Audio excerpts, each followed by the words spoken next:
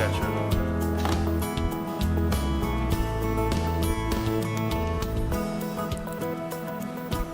So yeah, We're waiting for the president. We both will be stepping out, and then Elise will be Okay. stepping in. Who's going to be stepping?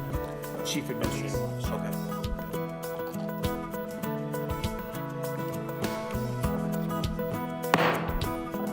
Call the meeting to the order. Kimberly, can you take the roll call, please? Jones, Here. Griffin, Harrison. Here. Harsh, Here. Starr. Present. Mr. Chairman, you have a quorum. Thank you, Kimberly. The mayor's appointment committee is called to order, and as we get started here, the interviewing process, I want to preface the statement that the Community Policing Commission was established to provide community input on police policies to help strengthen relationships between the officers and the communities they serve. Better policies will help ensure policing in Cleveland is safe, effective, and that the people's civil rights are upheld. Nearly 60% of the voters voted for Issue 24, the charter amendment that brought about the commission. 13 members will sit on this commission, with the mayor appointing 10 and Cleveland City Council appointing 3. After an extensive review of more than 200 candidates, council narrowed their list to 12 finalists on September 1st. We interviewed those finalists here at the Mayor's Appointments Committee on September 6th and 7th. We informed our 3 appointments to the committee: John Adams, Chandra Benito, and Adriana Rodriguez. During the week of October 18th, we received the mayor's 10 nominees shortly after.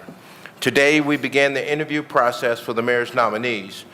We're appreciative of their commitment to Cleveland and public safety, and we are eager to learn more about them here today.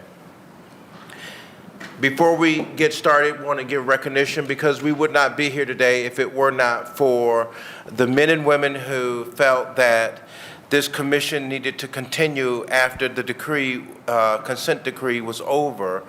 And they lobbied and they worked hard, and they put this ballot, this initiative on the ballot. And I want to give recognition to Brenda Bickerstaff, to Latanya Goldsby, Kareem Hinton, Alicia Kirkman, Samira Rice, and Jennifer Blakely. As if any of the framers are here, if you would stand or wave your hand to acknowledge that you're in attendance. Thank you for being with us this morning. With that being said, I want to bring up our first candidate that we will interview today, Mr. Gregory Reeves.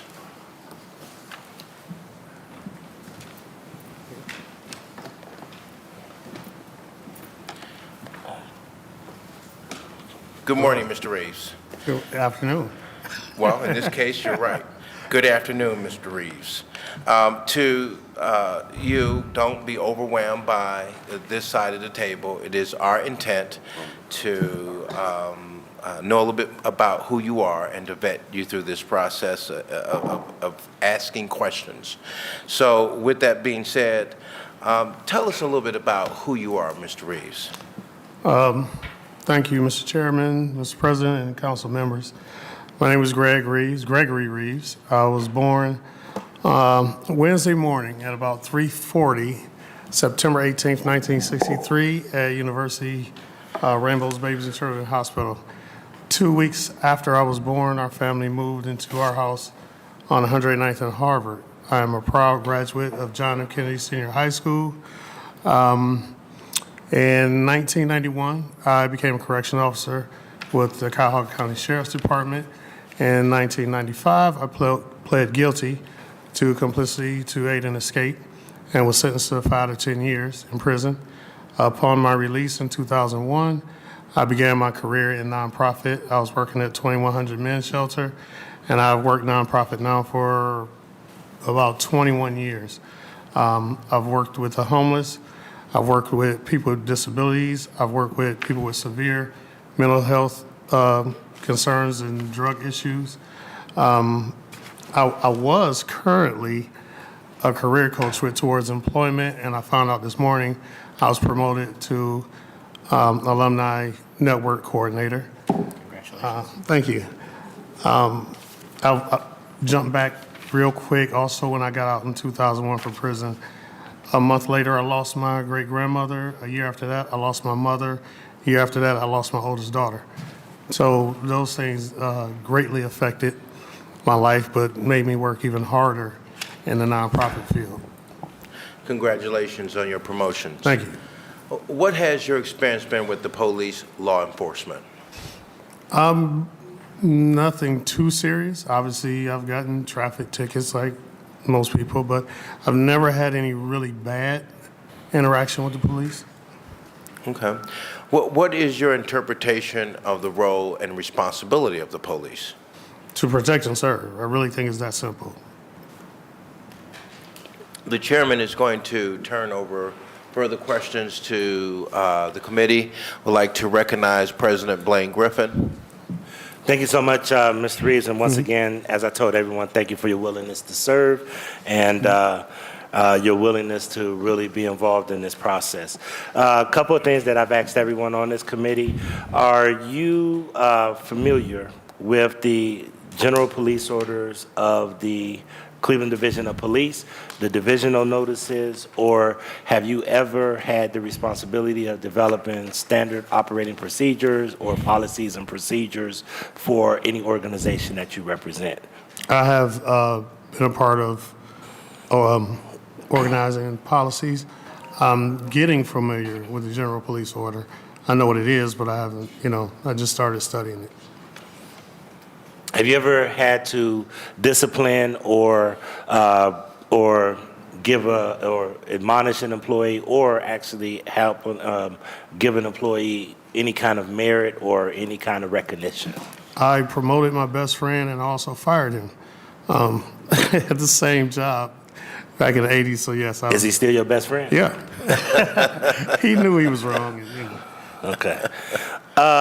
The only other thing that I really want to make sure that I reiterate, Mr. Chair, is that it's going to be very critical that we all bring biases to any process that we are a part of. However, really, in order to be able to be consistent with discipline or whatever we do to hold police officers accountable and to withstand an arbitration case, it's going to be important to make sure that we have any of our police commissioners to be able to follow the GPOs as they met discipline, and quite frankly, make sure that they understand the discipline matrix. Mm-hmm. So I know that Director or Chief Griffin and Director Thomas will work with us to make sure that you guys are well trained, but those are the reasons that we're asking these questions. So we want to make sure that the listening public understands that. Thank you so much, Mr. Chair.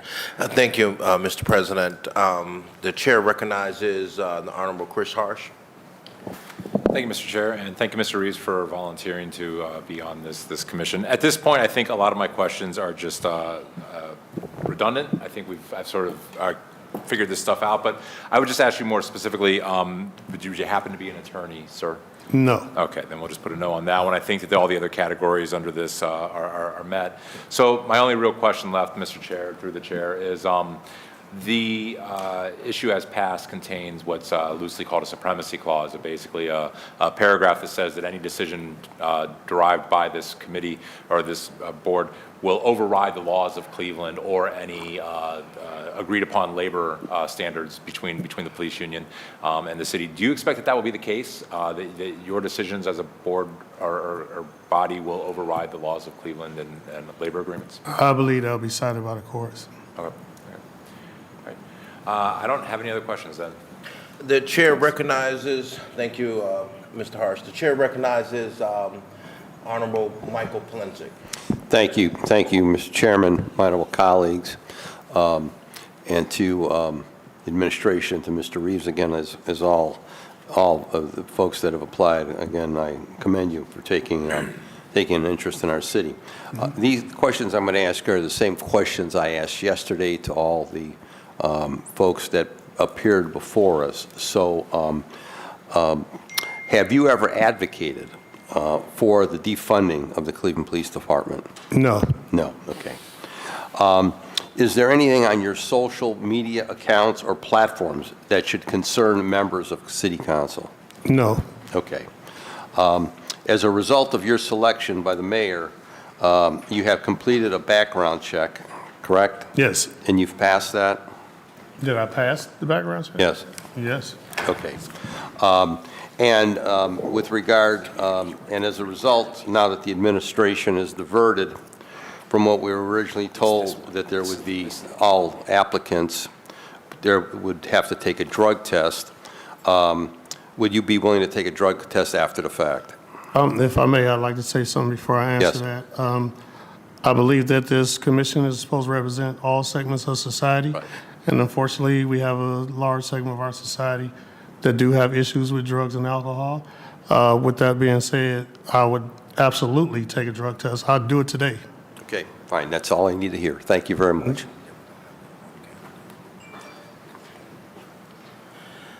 The chair recognizes the distinguished gentleman, Richard Starr.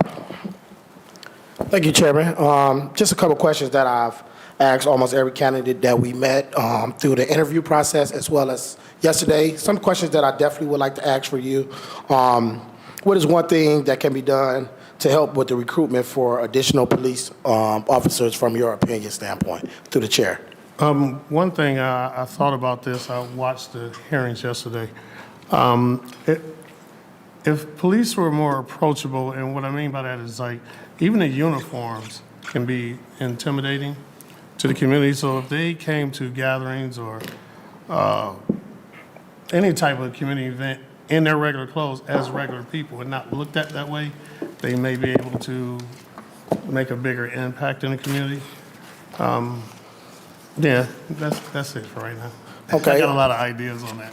That's definitely, that's always a question because we know that the police shortage of officers, patrol officers, is something that is evident in our community. But I'm more so on the side of making sure we have people that look like us from our neighborhoods policing our community, because some things that may be seen as different to others and versus what we see when you're from the community may be a way to handle things. And knowing the community, understanding the community is very important. Absolutely. Another question I definitely would like to ask is, have you or a member of your family lost life due to gun violence with the police before? Do you have anyone in your family? Yes. Not in my immediate family, no. Just a moment. Can you pull the microphone all the way up so that you can Okay. hear the people on Channel 20 can't hear? Oh, okay, sorry. Definitely want to be heard. And then how long have you lived in Cleveland? Through the chair. That's what I said. 59 years so far. I was born and raised here. Okay. And then one of my final questions I definitely will have will be, why do you want to be on this Community Police Commission? Growing up in our house, as in a lot of black homes, we had the pictures of John F. Kennedy, Martin Luther King, and Robert Kennedy on our wall. And on our coffee table was a Holy Bible and the autobiography of Malcolm X. And growing up, I always felt like I was meant to do something great. And I love this city like it's a person. I mean, when I was out of this city, I missed it like it was an actual person. So I've always wanted to be a part of something that could be a positive change for the city. And I'm grateful I got this opportunity. And then one final question, Chair, and that would be, do you have any relationships, friendships with anyone from the administration that possibly asked you to apply or anything like that? No. All right. And Hot Sauce Williams. no, yep. And then and then just something for the table that I definitely would like to ask and bring to the forefront, not regarding Mr. Reeves, but more so that those certain questions that I've asked the last couple of days regarding how people applied or who convinced, whether it's friendships, workmanship. If we have like a candidate coming to the table to be interviewed, and then they make answer something incorrectly, what does that mean for us as as a committee, because one of the questions I asked about friendships, who you know, who working with, are we putting a community commission together? Is there something, when I did some research last night and see that someone told me they didn't have no relationships with anyone with the administration, but the next you know, they got like a whole app set up, got all type of things, making business and making money together, vice versa. Just, I just want to ask the table, like, is there any things that we can bring back to figure out why they would come to the table and basically not be truthful at the table? Well, what I would say before I hand this off over to the president of Cleveland City Council, it is hopefully when we have people come in front of us is working off an honor system, and so that we hope that their comments and their testimony, telling us a little bit about who they are, they're answering, or they're giving an answer in good faith and being honest.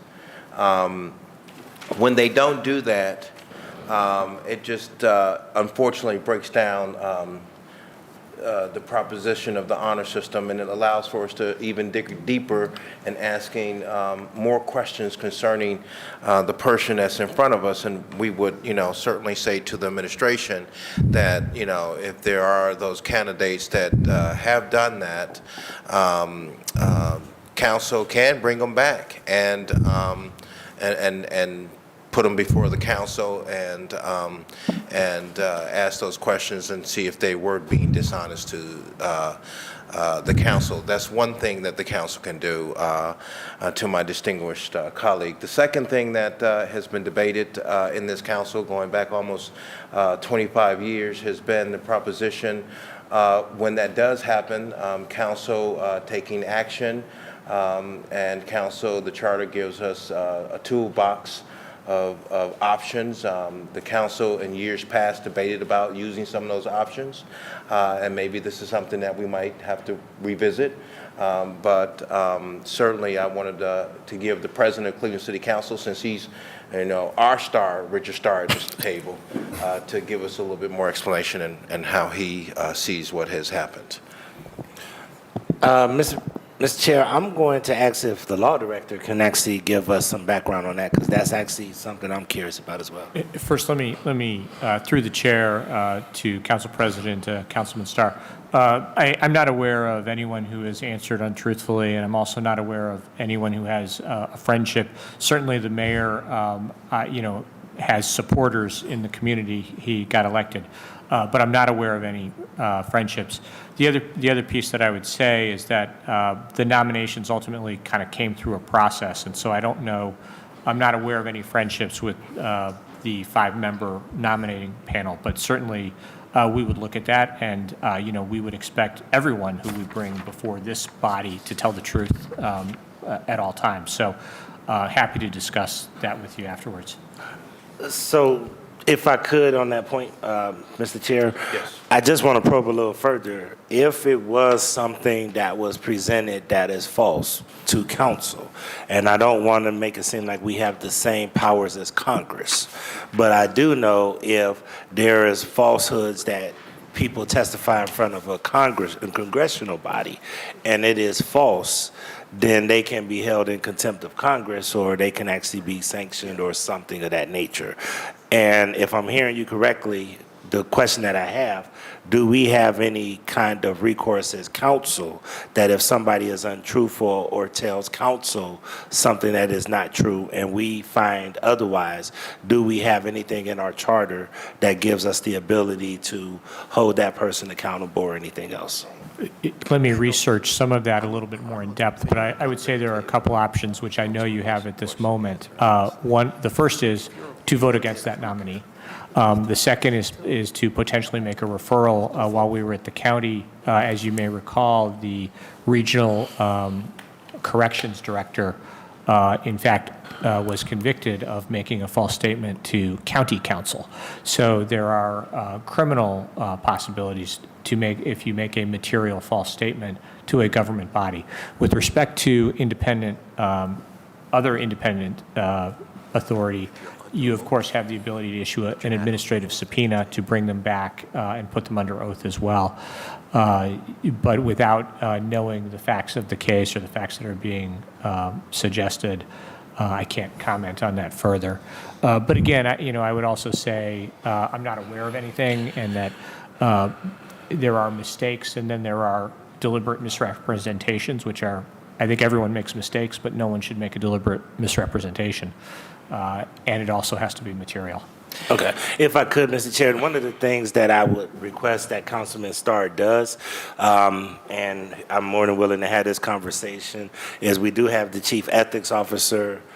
We do have our own staff attorneys to just get that opinion, because, I'm interested myself in making sure that we understand that if somebody does mislead council, what tools do we have? So I would ask if at some point in time, Councilman Starr can work with the Chief Ethics Officer as well as Chief Griffin, and then team up with our team in order to get whatever opinion that we need on that.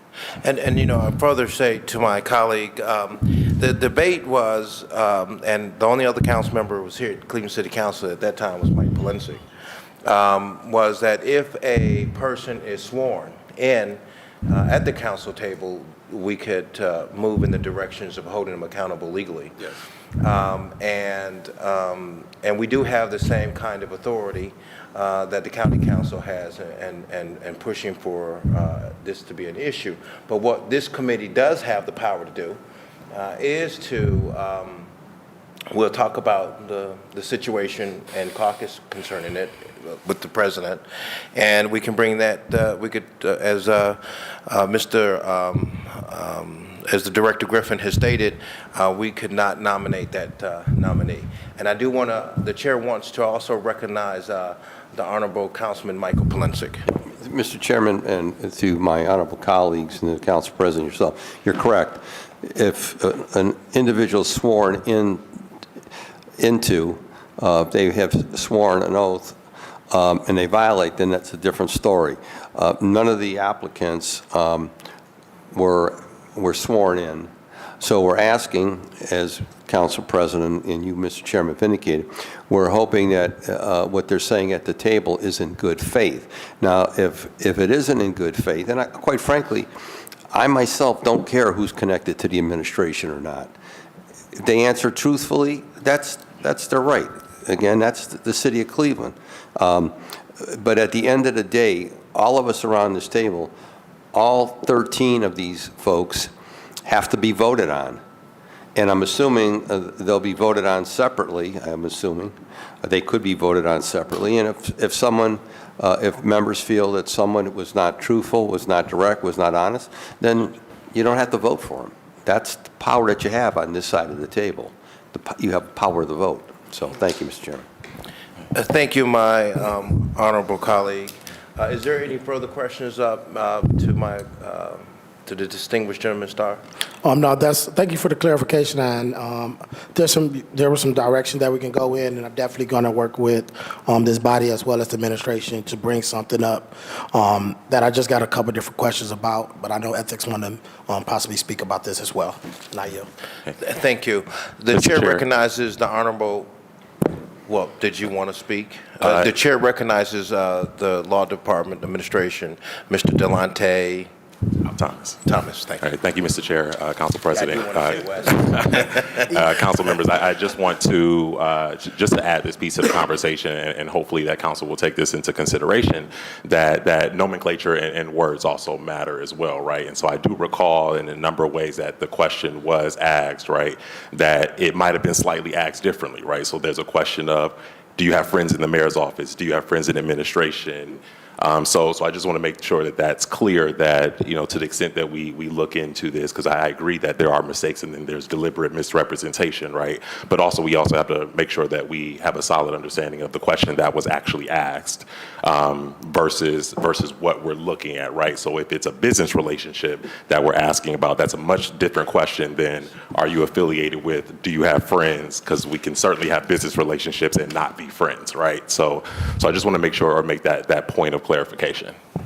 And the chair is going to take this time briefly to just bring up some miscellaneous things to the administration and for our side as well.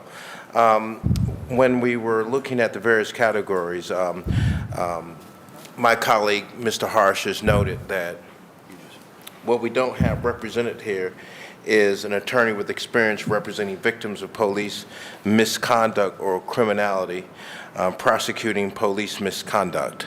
So we certainly want, as we're moving down the line on this proposition of seating new members, want to certainly have that spot and position covered. Also, it is important that we have the different groups of nationalities engaged in the process. I have received a number of phone calls concerning Hispanic representation as well. So with that being said, the chair recognized the Honorable Anthony Hairston. Mr. Chair, real quick, on that point, Yes, Mr. Chairman, on the point. I want to make sure we clarify the record. Cleveland City Council did actually choose a Hispanic member in Adriana Rodriguez. So we do have a Hispanic female that Cleveland City Council did confirm. And I want to make sure we clarify that record because I got that same message in that same email. And she clearly identifies as Hispanic. And, I just want to make sure that people do know that, the listening public. Thank you, Mr. President, and you're absolutely correct.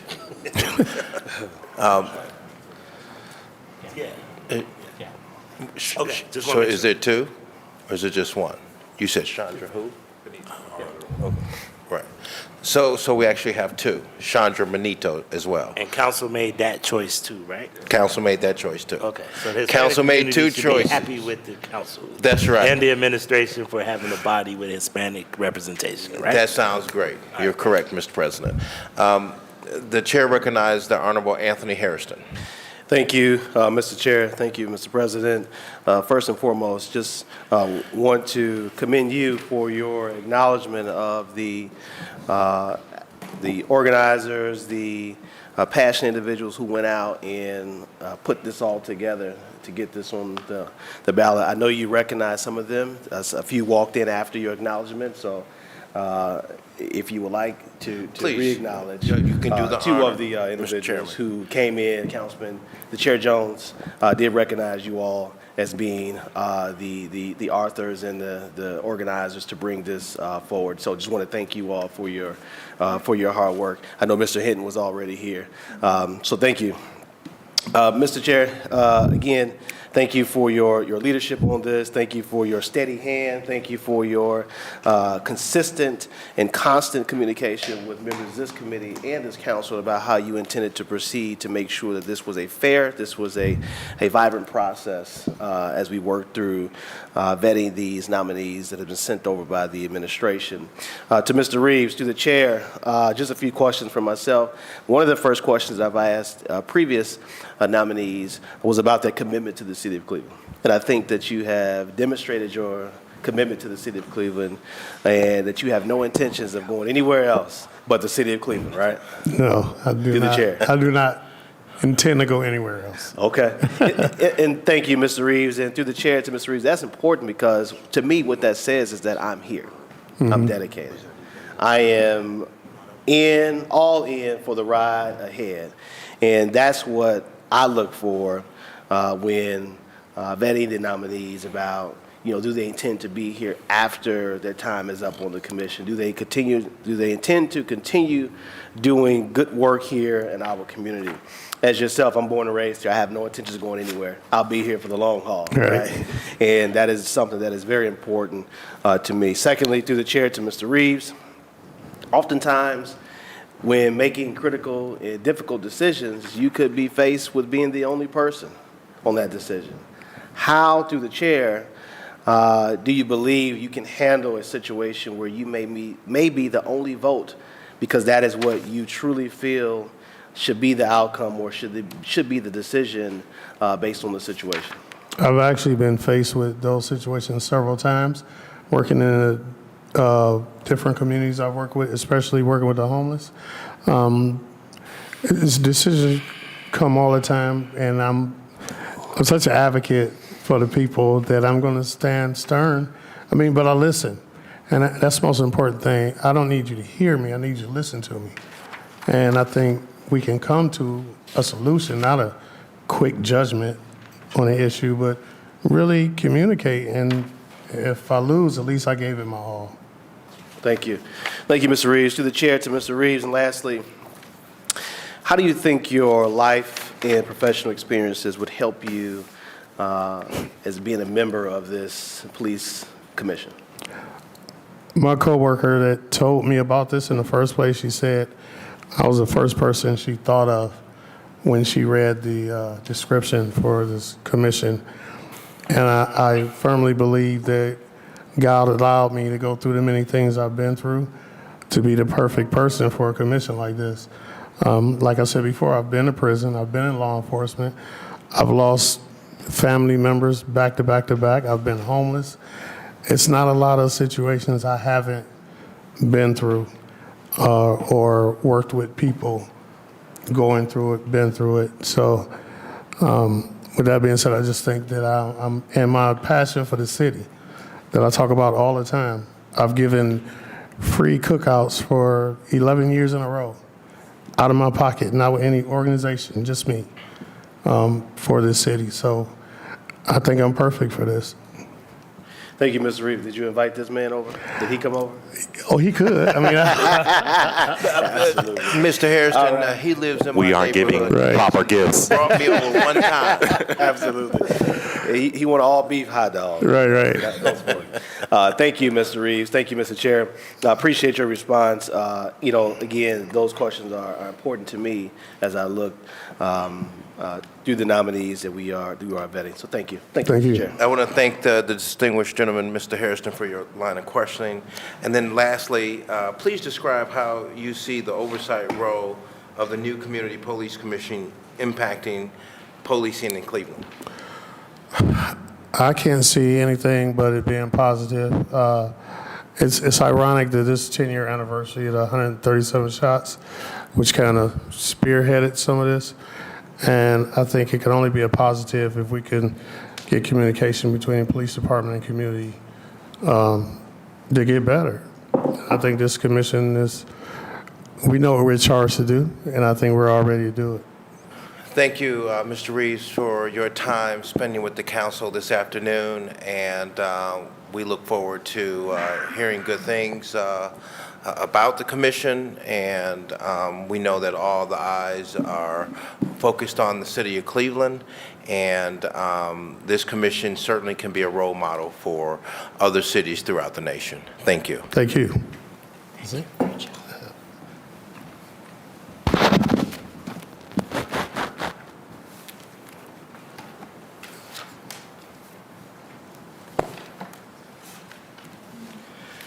Our next candidate is Mrs. Janice Jan Ridgway.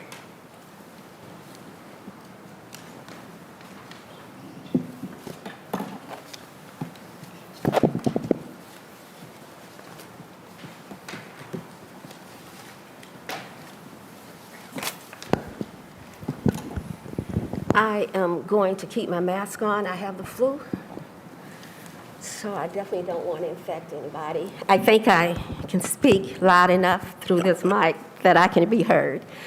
So the very first time that I heard that I was the community elder was in a description from the mayor's office.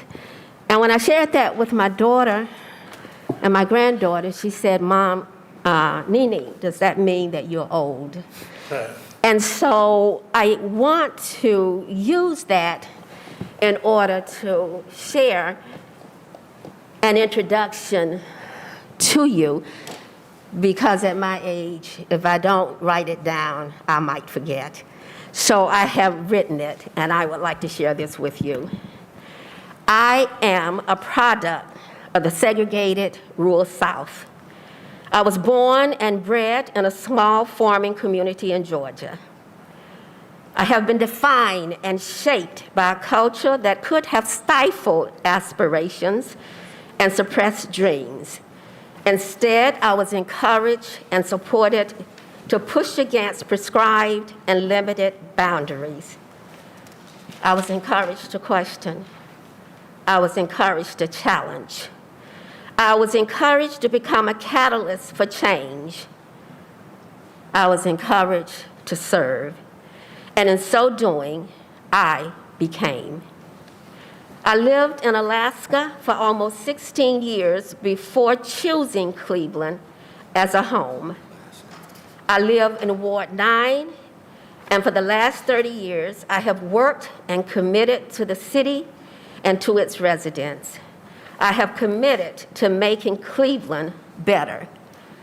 I have worked to establish quality library services in 28 neighborhoods in Cleveland. I started bookmobile services to immigrant and senior residents. I was the administrator for library services for the blind and physically disabled for over 8 years. And I reinstituted services to our teen population and expanded services to our children. I have served on over 20 boards and strategic committees at both the local and the statewide levels. I have continued to lean into uncomfortable and challenging situations in order to dismantle systems void of diversity, in order to dismantle systems void of equity, in order to dismantle systems void of inclusion. I have often stepped into uncharted territory in order to make a difference. Those lived experiences and those of others that I have been fortunate to observe and to share have prepared me for this Community Police Commission. And it has also helped me to develop a deep belief in the need for the restoration of trust in our city's police services. Services that have been mandated by the U.S. Constitution, services that are mandated by the city charter, and as a result of Issue 24, mandated by Section 115, by local and federal laws, and by the 2015 consent decree, even mandated by the police department's own mission statement. This commission will require us to hear the voices of residents who have been unheard and who have been ignored. This commission will require us to recognize the survivors whose grief and trauma have been neglected. This commission will require us to conduct well-grounded research, to have clarity of vision in order to discover and at times uncover.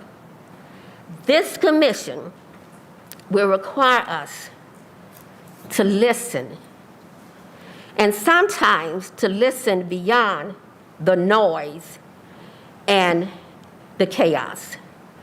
It will require a well-honed intuitive awareness paired with compassion and empathy. And it will require us to always be fair and to be just.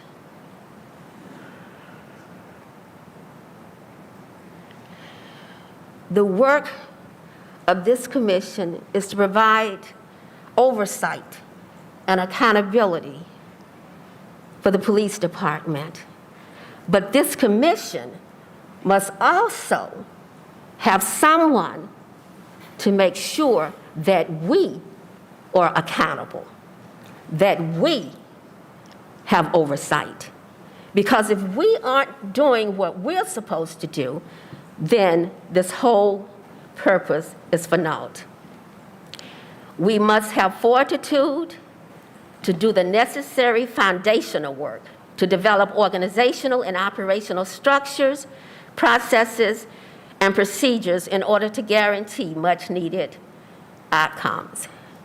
Education, civic engagement,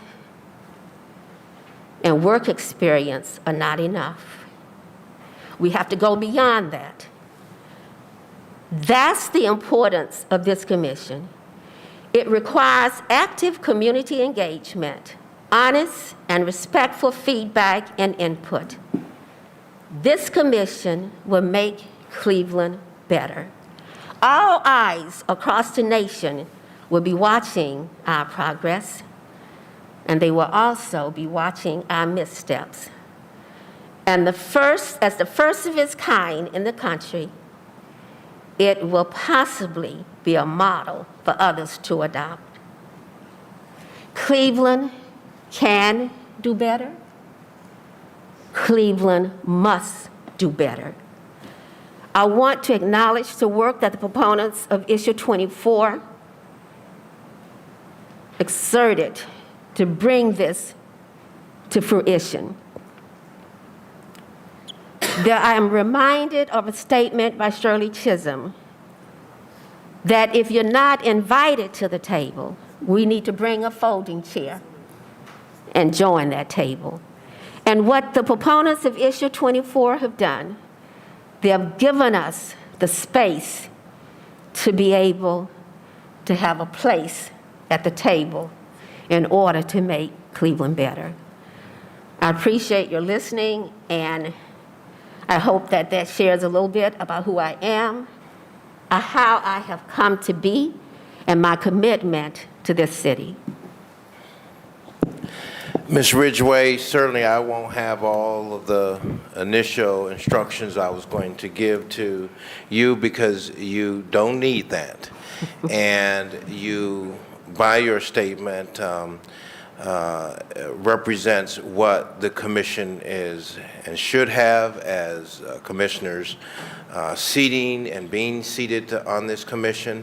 And as a candidate and as a person who has lived a very long time, I'm appreciative that you are a candidate put forth to sit on the commission. But more importantly, I appreciate, and I know when I say this, I speak on behalf of all the citizens of the city of Cleveland, those who may be aware of your work and those who may not be aware of your work, your commitment and dedication on feeding people, helping people find jobs, working with getting young people in the construction and the trades, being engaged, committed, dedicated, and involved with making sure that this city produces the best and put the best foot forth. So you sitting on this committee certainly would be an absolute great addition to that body. And with that, the chair will open up for the committee. The chair recognizes the Honorable Blaine Griffin, President of Cleveland City Council. Thank you so much, Mr. Chair. Just two questions that I pretty much have asked everyone. And first of all, thank you for your willingness to serve as a public service, as an honorable profession. I will ask you two questions that I've asked every panelist. One, have you ever had to evaluate an employee to either provide discipline or merit or raises or anything else for any employees under your charge? All of the above. I have had at least 600 employees under my administration at one time at remote sites all over the city as well as the state. So I have always been involved in personnel development, in counseling, in making employees better, but I have also terminated as well. Thank you. Are you familiar with the general police orders or the divisional notices? And as I've told everyone, a lot of these, we all bring biases to the table when we have these conversations, but it's very important that this commission understands the complexity of the general police orders and divisional notices, because that's the only way that really we can discipline. We can't discipline someone because we feel a certain way or because we don't like a person or because we do like a person. We don't discipline them. We have to go by the discipline matrix and some of those things that have been developed by the Department of Justice. Are you familiar with any of those tools, or have you ever had to develop standard operating procedures or policies and procedures for any organization that you've led or represented? Okay, yes, I have reviewed the general police orders. There are about 250 of them. I can honestly say that I don't know them, but they are very detailed, very thorough, from how police should respond to finding a baby less than 72 hours old to a teen who has violated curfew. They're very, very specific, and I'm pretty sure as we do our work, we will become even more familiar with them. And I think that that would be very important as we try to render decisions that can easily or more easily be implemented. And yes, I have developed policy for over 40 years. I have developed policy within organizations that I have headed. I have developed policies and procedures, and as well as for partnerships. When we were part of 3 or 4 other organizations that came together to make something happen, I developed policies for those kinds of groups as well. Thank you. That's all I have, Mr. Chair. Thank you, Mr. President. The chair recognizes the Honorable Chris Harsh. Thank you, Mr. Chair, and thank you, Ms. Ridgway, for stepping up to be a member of this committee. Yes. I won't belabor the point. I think I've made myself clear, so I'll just ask the quick question. Are you an attorney by trade? No, I'm not. Okay. All right. I have worked with the CSU's law clinic, which is similar to the Innocent Project in a lot of places, and I have worked with them to prepare appeals for inmates that we felt had received excessive punishment for certain crimes. I saw in your resume that you were a librarian for a number of years. I'm a research librarian. If I could go Research back and do it training. all over again, I would be a librarian too. Welcome. The good runner-up for not knowing everything is knowing where to look. Yes. The other question I ask everybody is that the supremacy clause written into the issue 24 states that decisions made by the board will override any laws of the city of Cleveland or labor agreements signed by the city. Do you believe that that would be true? I reviewed that supremacy clause. It does say that this commission will have authority, absolute authority, to make those decisions. I'm pretty sure that there will be some decisions that will go to arbitration or possibly to court. I have been involved in many negotiations, contract negotiations, and I have been to arbitration with decisions that have been made before. Have you worked as a union rep in a negotiation before? I have represented management Oh, on the other union side. contracts. Oh. Yes. Okay. The management Yes. side. Okay. Okay, I sat on the other side of the table from you then. Yes. Okay. Thank you very much, ma'am. I appreciate it. Thank you so much, Councilman Harsh. I have Councilman Michael Polinsik, and then Councilman Richard Starr, and then Councilman Anthony Hairston. Thank you, Mr. Chairman, and again to the applicant, and I want to again thank you very much with all of the people who've applied for this, to say again thank you for your concern and your interest in our city. I'm going to ask the same questions I did as of yesterday, and by the way, you're not old, just remember, you're I'm probably you're- older than I look. You're more experienced. I love that. There- I love that. You're more Yes. experienced. Yes. Have you ever advocated for the defunding of the Cleveland Police Department? No. Okay. Is there anything on your social media accounts or platforms that should concern members of Cleveland City Council? No, I think one of the candidates yesterday mentioned that his score was 1,000 and there was one other person. I think I'm that other person. No. As a result of your selection by the mayor, have you completed a background check? Yes. Okay, and you passed it, obviously. Yes. Okay, thank you. And now that the administration has diverted from what we were told originally, that all members of the commission would be required to take a drug test, would you be willing to take one after the fact? Yes, sir. I would be willing to take a drug test. Thank you very much. The chair recognizes the Honorable Richard Starr. Thanks, Chair. Hey, Chair, to the table, to Ms. Ridgway, thank you for your opportunity to participate in this process, but most importantly, your willingness and your leadership to want to be on this commission. And I've known Ms. Ridgway for so many years now, from the work that she did over at, and continue to do over at the Garden Valley Neighborhood House, understanding the community, the community and understanding the importance of this commission. We need those individuals to be on this commission to be able to provide the work. Just a couple questions that I definitely would like to just ask you. The first question will be is related to more so the police district. As far as a recruitment standpoint, is there something that you can just highlight or something you think that could be done to help address the police shortage of possibly recruitment through the chair? Garden Valley was one of the sites for the police ride-along, and we always invited the new cadets for about 2 years into our space, invited them into the gym, where sometimes there were 100 community residents waiting for food. We had them introduce themselves to the community.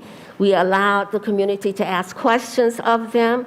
And I think that the most surprising thing to me, at one time when there was about 20-some new police cadets, that only 3 were from the city of Cleveland, and the rest were all from places as far away as Southern Ohio. And one of the questions I asked, and I have continued to ask that with each group of police cadets, one of the questions I have always asked is, have you ever worked in an urban environment? And what is your feelings about an urban environment? And most of them had not. So I listened to the interviews yesterday. I heard that I knew about home rule. I think I called every city council person in the city of Cleveland. I called a delegation at the state level to say, please vote against this, because I think, especially when it comes to economics, we need to keep those dollars in Cleveland. When it comes to the police department, I have a little bit of a divergent view from what has been shared, why I feel strongly that that the majority of the police should be from Cleveland. I think that there is strength in diversity, and I would prefer to see some kind of ratio. Maybe 70% of all new police cadets would be from the city of Cleveland, and the other 30% would be outside of Cleveland. We grow in strength through diversity, and to be able to bring groups together with different perspectives, we learn from each other. And so I do believe that we need to focus on mentoring our young people, not just males, but females as well, to prepare them to move into the protective services in some way. And so, yeah, from that perspective, I think we need to do that work. I believe that, like police, our teachers should reflect the same thing. We should not have teachers that are all white serving a primarily black community. Same thing with police. We need to be able to see ourselves in the people who serve and who teach our children. We need to see each other. Thank you. Yes. Thank you, Ms. Ridgway, through the chair, because you brought on some very, very good point, and I wanted to make sure this table and the viewers at home got more understanding of who you are from you. the person that I know and the work we've been able to do together, and I appreciate your leadership. And then my final question would be to you, through the chair, Ms. Ridgway, would be, why do you want to be on the Community Police Commission? I think I bring many, many years of experience from working in the community, over 30 years from working at the grassroots level in the city of Cleveland. But my main focus is that I deal with the survivors. I deal with the families who have experienced police violence or police misconduct. I deal with the families who have, who are grieving, who are traumatized, and they come to Garden Valley. They come to Garden Valley for food. They come to Garden Valley for resources. They come to Garden Valley for consolation. I've had many cry on our shoulders. And so I can bring that perspective to this commission to show the impact of this kind of trauma to a city that would never heal without restorative justice. And that's the piece that I think I would be able to contribute to this committee, or this commission. Yes. Thank you, Ms. Ridgway. I appreciate you coming here today. I definitely support you in all your future endeavors, and I just want to yell, Chair, and I say thank you. Thank you. Thank you to my colleague. That was a great round of questions. It certainly allowed us to hear from one of the commissioners on one of the issues that have plagued the city for quite some time, and that is having diversity in the police department, as well as the fire department and other safety forces. The chair wants to take this moment to recognize and welcome to the table the distinguished colleague, Kevin Conwell. Thank you very much. I'm going to be quick because I have to make it over to the prosecutor's office. I have to do some things. I want to say this to the chair about Ridgway. She's one of my bosses. She's in the in Ward 9 community, but she's everywhere helping people. And when I first met her, she was working for the library, and she made sure that African American children were working at the library and making, let's say, meaningful jobs with meaningful benefits. And some of the children that she cultivated could have been walking the streets and running the streets in the community. So she did prevention. A lot of times what people do, they wait until something happened. No. Ms. Ridgway was bringing the children in, taking them off the streets, not looking for any fanfare. And some of the children, because they went away to college and became good parents, and she helped them with character. She was there, and she stood up for the children. So I appreciate that. I want to publicly thank you for doing that. The other thing, she got me in trouble, but we did it. Natural History Museum, whatever she's telling you, she's telling the truth. It was all, let's say this, and not in a negative way, everyone there working on that project at the Natural History Museum was Caucasian. That's why they didn't invite me there to speak. I'm blaming they had you there to come there. Because Ms. Ridgway, she brought me in and she made me stop that project. I stopped the project and we met with them and we made sure it was African Americans working on that project. Because she said, Councilman, that's not right to have all white in a black neighborhood. You better make sure they bring us African Americans.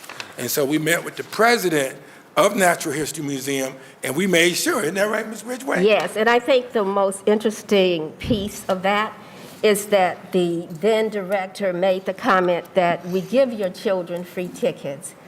And my comment, if you give their parents jobs, they could buy their own tickets. And work is and come when they want to come rather than when you want them to come when you don't have good attendance.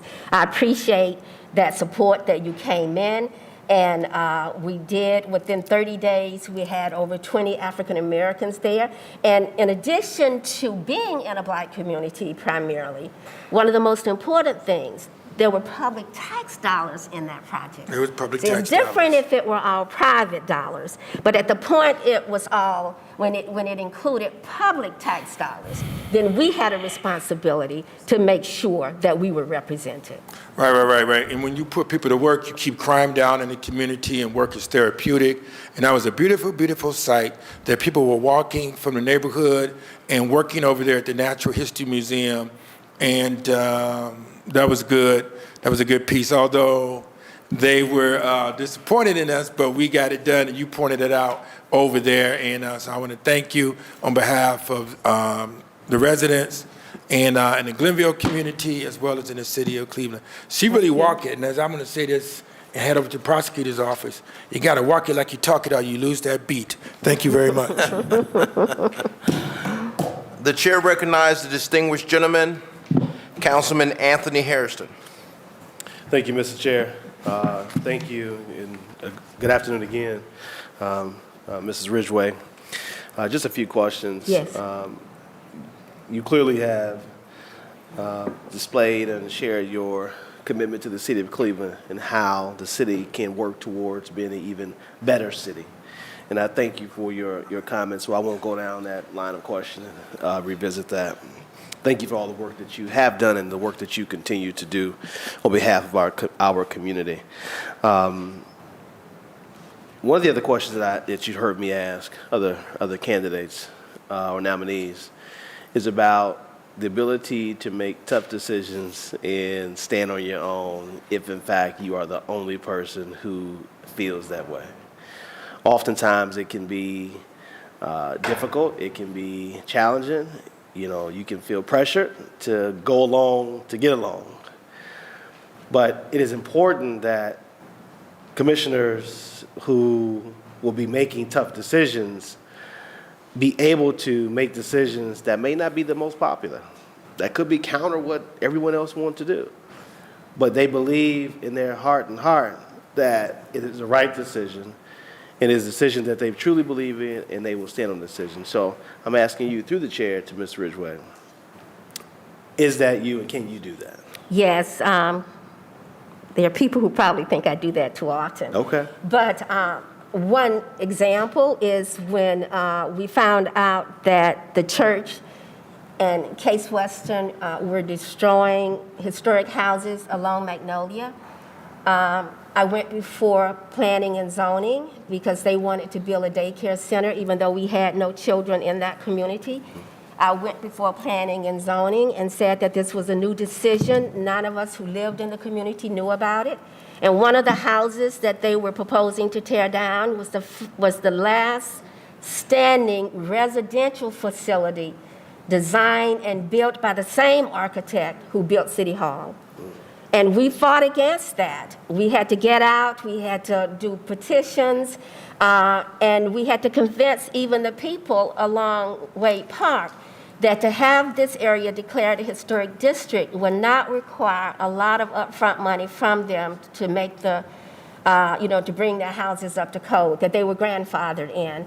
And so we did that, and we had, when we came to City Hall to make that appeal before City Council, people were marching outside the doors and on the streets saying we were anti-Christ, saying that we did not have the best interests of the community at heart. But the council approved that along with Historic Preservation Committee. That area has been declared a local historic district. Those houses have been protected, and we're still healing from that. But I'm not afraid to stand alone. My letter to my daughter when she went to college, that you stand by yourself if you have to. That's right. If you know that your position is the right position. Thank you for that response. Thank you so very much. Through the chair to Ms. Ridgway, another question I've asked nominees. How do you think that your life experiences and professional experiences will really, you don't have to, be long-winded, you can shorten it up for us, will really help you make those critical decisions as a member of the commission? I have worked with every segment of the community in Cleveland, from West Park, Lindale, all the way down to Glenville and Collinwood and even Lake Shore, through my library work and through a lot of my community activism. All of that experience it's only prepared me to be able to do this work. And I've never been afraid of a challenge. I've never been afraid of disagreement. In fact, I think we can all respectfully agree to disagree, if we have to. So I think everything I have done, every life experience that I have had, as well as those that I have shared with others, have prepared me for this work. Thank you for that response, and thank you, Mr. Chair. I want to ask the last question about the impact, because in your opening statements, you clearly defined what you believe the impact of this commission can have on the city of Cleveland, and I am fine with that answer that you had given in your opening remarks. So thank you, Mr. Chair. Thank you for being here.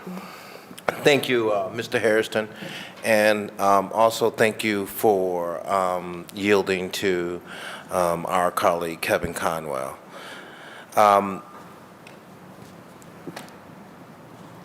Mrs. Ridgway, you have done a great job in your testimony here before the council. Can you give an example on what needs to be done to improve the trust with the community and the police department? I think we need to listen to each other. We need to understand each other's fears. We need to understand what we each need. And we need to be able to work collaboratively to accomplish that. When the police cadets would stop by Garden Valley, we actually created an opportunity for them to sit at the table and have lunch with the students at Anton Gradina, the leadership there, because these are young African-American boys and girls whose probably the chances of their coming in contact with the police at some point is great. And we wanted these police cadets to know these young people. And we wanted these young people to know the police and not to be afraid of them. And I think those are the kinds of things that can improve those relationships. Right now, we have 4th District Police delivering food to over 125 seniors and disabled residents in the city of Cleveland. They come to Garden Valley, they pick up food, and they take it into the homes. Their presence in the community is an indication that they care about this community. And that presence also says that we have an opportunity to work with them other than when there is a crisis. You know, and so we are really proud of some of the work we have done. We've just brought Shaker Police on because we delivered to Shaker, and we've brought Richmond Police on because we delivered to Richmond. I think every time we provide the opportunity for us to work together, to learn who we are, to share experiences, that we stand a better chance of our being able to work together successfully. Thank you, Mrs. Ridgway, for your bright light of public service in our community, and this council certainly looks forward to working with you. Congratulations. Thank you.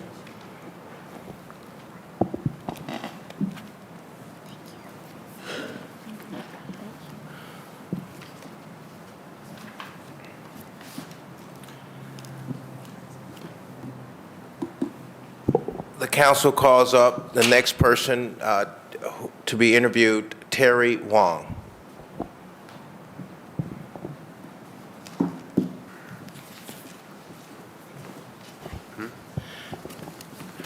Good afternoon, Ms. Wong. Good afternoon. Can you start out by just telling us a little bit about who you are and give us an idea before we go into opening questions? Great. Thank you so much. And I just want to thank you for your time and attention to this important endeavor that we're all joined in. Like many of the other applicants, I had to write down my statement because I just wanted to make sure I convey fully my life and my experiences, what I could bring to the commission.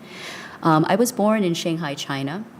My family moved to the United States when I was 6, and we eventually settled in Northeast Ohio, and where I've lived for nearly 30 years. I consider myself a child of the Midwest, an embodiment of the history, values, and rebirth of this region. When I was young, my parents struggled to find stable employment. Even though they were highly trained physicists, because of their lack of linguistic and cultural fluency. Take a moment. I didn't expect to feel this way, but the more I live my life as an immigrant, as an Asian woman whose identity is not always understood, the more emotions I have about this. So I'm not going to apologize for my tears. I hope that they convey to you my dedication to helping all communities feel included. So I watched both my mother and father being treated poorly because of the color of their skin. But I also saw their relentless determination in spite of these obstacles. Currently, I run my own consulting business, helping clients as wide-ranging as technology startups and high school seniors applying to college. This work connects me uniquely to the real lives of Clevelanders, both young and old, and affords me the professional independence to make fair decisions free from bias and ideology. Following the footsteps of my parents, who were student activists, I devoted myself at a young age to civil rights work and have continued this commitment as an adult, working as an advocate for marginalized populations, especially those with complex and hidden trauma. Much of my community advocacy work is uncompensated, but I persist in my accompaniment of these people based on the deep hope I place in relationships and communities built on trust, respect, and the simple act of recognition. I bring these values with me to the commission, along with my unique training in the sciences, arts, and writing. And I am extraordinarily honored and excited to serve the city of Cleveland in this great and worthy endeavor. Thank you so much. Thank you, Ms. Wong. Wanted to go into a question before I open it up to my colleagues. What has your experience been with police and law enforcement? So I've had very positive experience with the police, and I've also had experiences that were lacking. And I certainly didn't think that I changed in those circumstances. So I think it shows the dire need for consistency, that people are be treated fairly and consistently.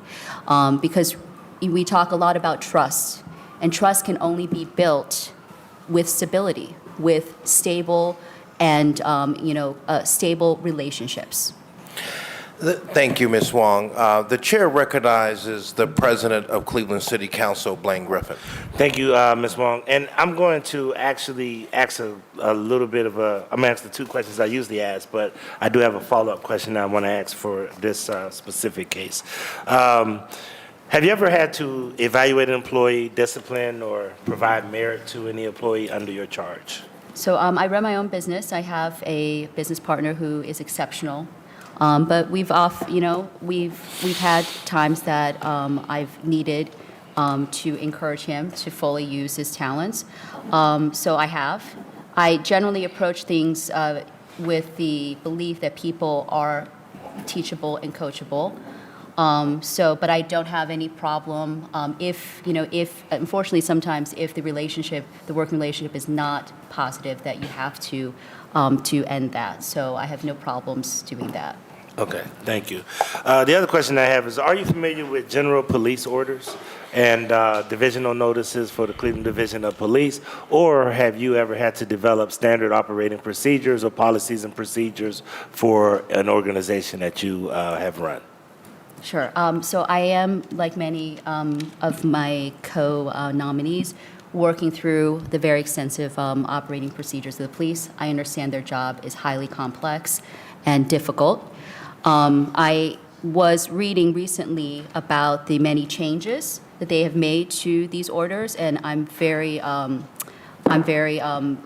hopeful that the ability for them to continue doing their job can be made better. I have no problem in studying, the orders further. In terms of my own work, I work in my consulting business. I work basically with people and also businesses that are not doing as well as they should. So, in essence, every part of my job is creating policies that are long-standing for them to succeed, evaluating, how systems can be realigned to better promote adherence for a certain outcome. So yes. Thank you.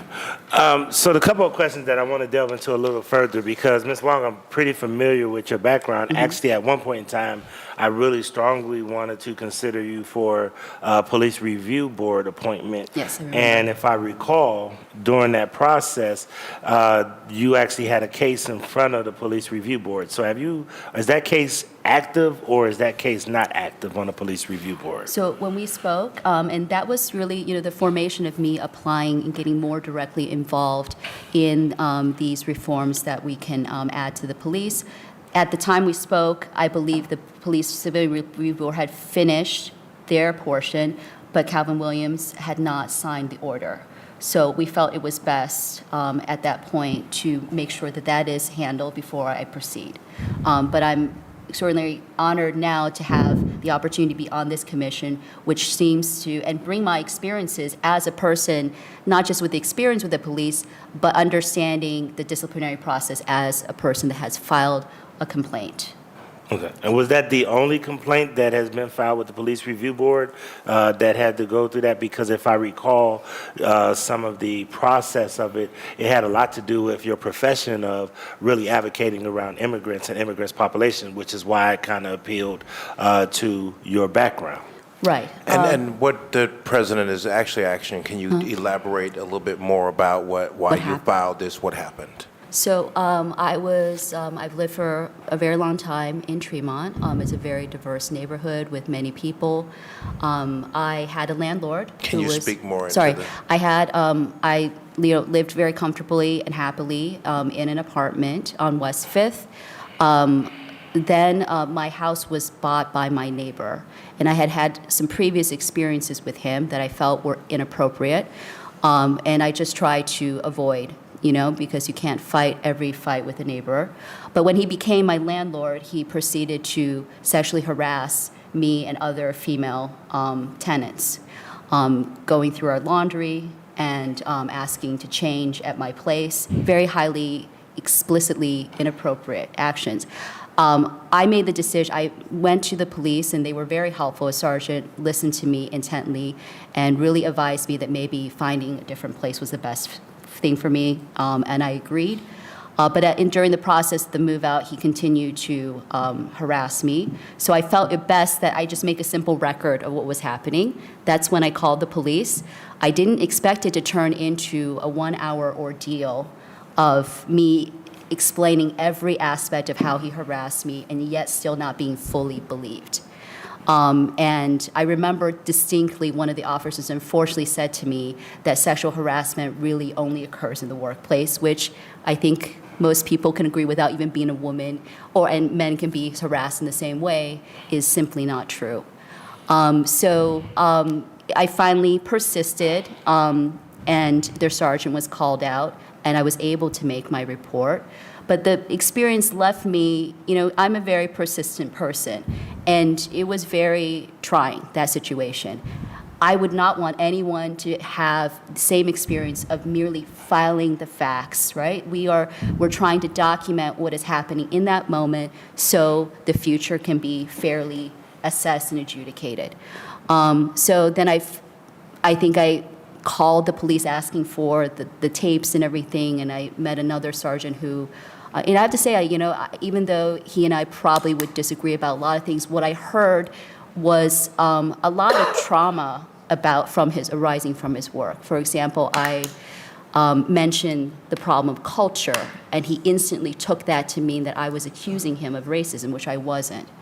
But surprisingly, he said, if you would like to file a complaint, we can file a complaint against me, against the other officers, and that's what set me down on this process, and I had an investigator, and then it was brought before the board, and I had to testify, and they affirmed two of the three, accusations, and Calvin Williams also affirmed those.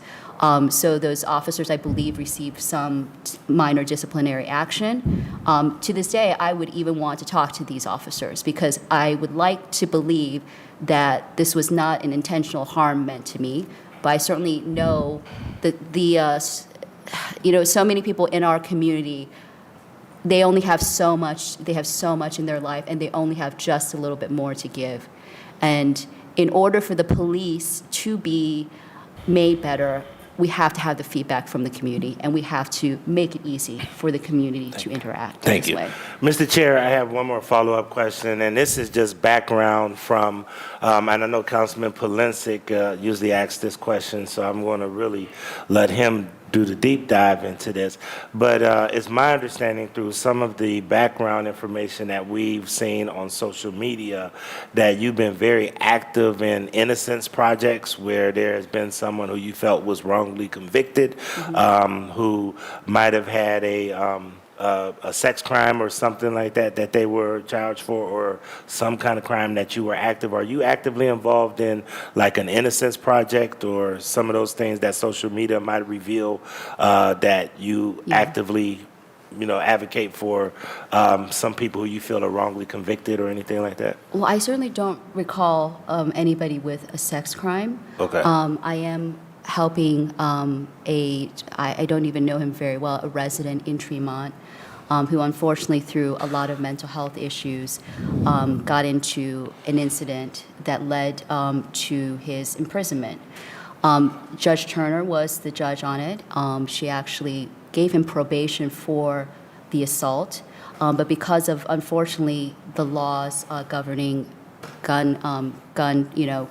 gun possession. He's unfortunately in jail for 11 years. So I am, I didn't even know exactly what happened in that circumstance. What I saw was a person that was mentally distressed persistently for a long time, a person that I've never had any bad interactions with. So I don't, formally work in any capacity with Innocence Projects, but I do know that there are many people that would be better served outside of the carceral system for their issues. And I believe what Judge Turner said was that she wanted the community to support people in these capacities. So that's the only thing I recall. If I'm not remember anything else, then I'm happy to clarify further. Sure, thank you. And Mr. Chair, I just want to say that, I really respect Mayor Bibb's process, the administration's process in selecting these 10 candidates. I do support the 10 candidates that have been put forth for us. I just really, really, hope that the candidates that are before us know that they will now be public officials. And being a public servant and public official is extremely important to have confidence, for the public to have confidence in your ability to serve. And the one thing that I have received calls and received some feedback and some pushback regarding this potential candidate is that there are some community things that have been brought up that some of the community has shared, some of their concerns. I have no unreadiness to support the mayor's pick that he put forth, but I do want to make sure that this council and this committee knows that I have received some feedback as well as some social commentary regarding this potential candidate, and I did want to make sure that we had that on record as council. Okay, so once again, I have no unreadiness that the mayor and his process has picked Ms. Wong as one of the candidates, and I do think from my past examination of looking at her record, she does bring a wealth of experience of working with immigrant and refugee populations, but I do want to make sure that this committee, as we vet Ms. Wong, do acknowledge that there has been some commentary that has been sent to me and calls that have been made to me about some level of concern, but it has not been to the level that it has made me not willing to vote for her participation. Thank you, sir. Thank you, Mr. Griffin. I'm not too sure, but I'm going to ask questions later. What I have found out in terms of my interview process with Mrs. Wong, I find her to be a great candidate to sit on the commission, unless otherwise told so. I think she'll make a great addition. The chair at this time wants to recognize Mr. Chris Harsh. Thank you, Mr. Chair. And thank you, Ms. Wang, for coming in to volunteer for this position. So just very briefly, would you happen to be an attorney? No. No, I didn't think so. Okay. And how do you feel about the supremacy clause that says this charter overrides the laws of Cleveland or labor agreements? I think that would definitely probably have to be adjudicated by the courts. There seems to be disagreement about it, and it's a legal matter. The only other question I have is, ¿tú hablas 7 lenguas? ¿Por qué no español? No. ¿Por qué no? No. You One of speak the French and English. You got. And other languages, halfway to but Spanish. I know halfway there. So All right. I will try again with my Duolingo. That's all I have. Thank you. The chair recognizes the Honorable Michael Polensek. Thank you, Mr. Chairman, my honorable colleagues, and thank you, Ms. Wank, for applying along with all the other candidates. I'm going to ask you the same questions that I've asked the other candidates as well. And have you ever advocated for the funding of the Cleveland Police Department? No, I haven't. Okay. Is there anything on your social media accounts or platforms that should concern members of Cleveland City Council? I don't believe so. Okay. At present, as a result of your selection by the mayor, you have completed a background check. Have you passed a background check? Yes. Okay. And as a result of the administration diverting from what we were originally told, that all applicants would undergo a drug test, would you be willing to take one after the fact? Yes. Thank you very much. Thank you. Thank you.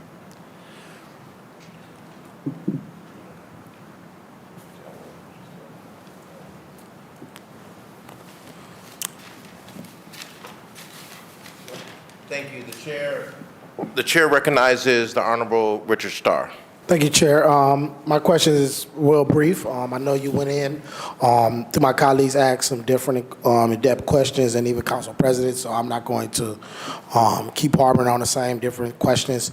My question would be direct. Why do you want to be on the Community Police Commission? Thank you. So I want to be on this commission because this is a really formative moment in Cleveland's history. I am very passionate about, as many other the applicants, about diversity, inclusion, and the power of that second part of inclusion. And I think I bring the specific experiences, analytical experiences, intellectual ones, and most importantly, the heart to commit myself to being at this historic moment in Cleveland. Okay, and then just final thoughts would be for me, Chair, would be the fact that we ain't gonna wake up on the news and on Cleveland.com and all of our phones blowing out talking about you cutting up now. What would I be cutting up about? I'm just asking. No. You gonna be fair? And I would be very fair, yes. Okay, that's Am I going to okay. get the barbecue question, though? No. No? Okay. You said you've been here for 30 years. I'll be 34 in 2 weeks, so I ain't gonna do that. You know, that's when my colleagues start talking them young people jokes. I don't want to hear that today. So, but no, I just wanted to make sure. Like, one of the things that's very important is having a diverse committee. Mm-hmm. But those individuals who can understand, and when it comes to an area that we have experts in, they can be able to show that and be able to voice opinion to make sure we make the right decision on different things. And I will have to yield, Chair. Thank you.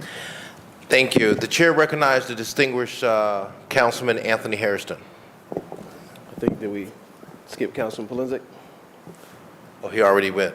Okay, all right. Thank you, Mr. Chair. Thank you again. Thank you, Ms. Wong, for being here and applying.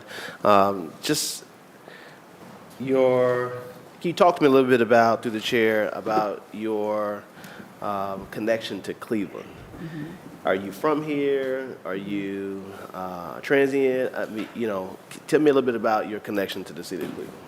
So I, as you know, I moved from China, and we bounced around a bit. But since I was in the 5th grade, so that was over 30 years ago, I've lived in Akron. I grew up in Akron. Okay. We came often to Cleveland because this was the nearest Chinese market, and we went to the West Side Market. So I was frequenting, Cleveland as not like a visitor, but as somebody that's always observed and understood Cleveland as a person of Northeast Ohio.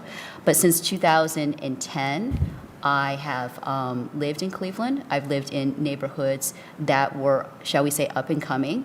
I've never even thought once, because I'm a city girl at heart, to live, in these suburbs that are very beautiful, but don't represent to me the possibility that comes from people interacting with each other in the vibrancy that I see in some of our neighborhoods like Tremont and downtown.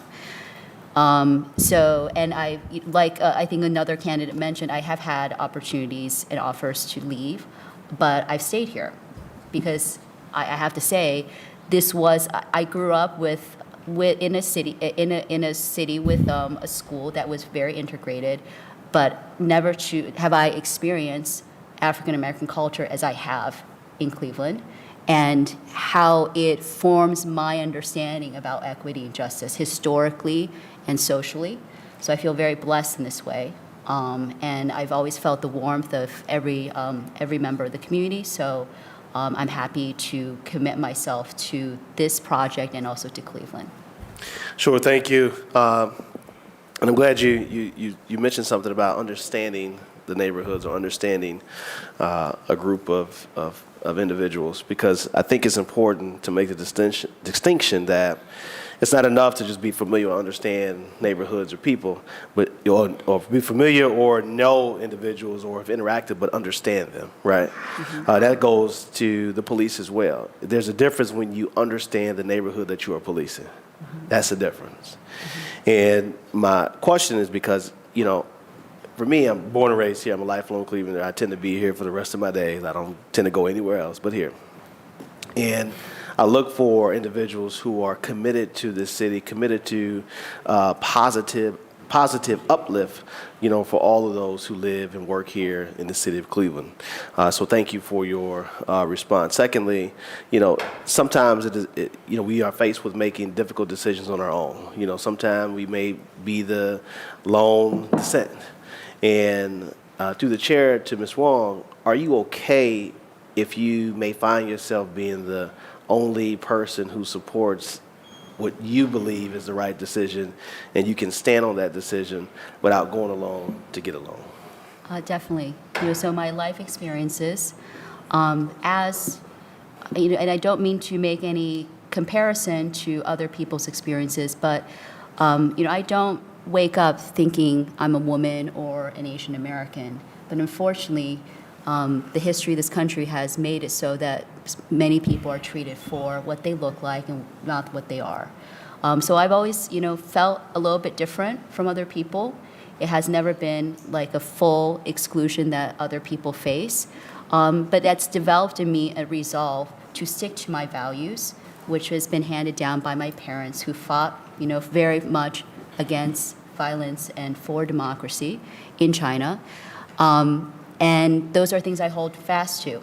I know that this will be a complicated and up and down journey, but I always remember that as long as you stick to what you believe in, you're probably on the right path. Got it. Thank you. Thank you, Mr. Chair. And lastly, through the chair to Ms. Wong, how do you think your life experiences and professional experiences will help you if you are selected to serve on this commission? So most of the work I do, even as a consultant, is to help people find their purpose, find their story, and give voice to their story.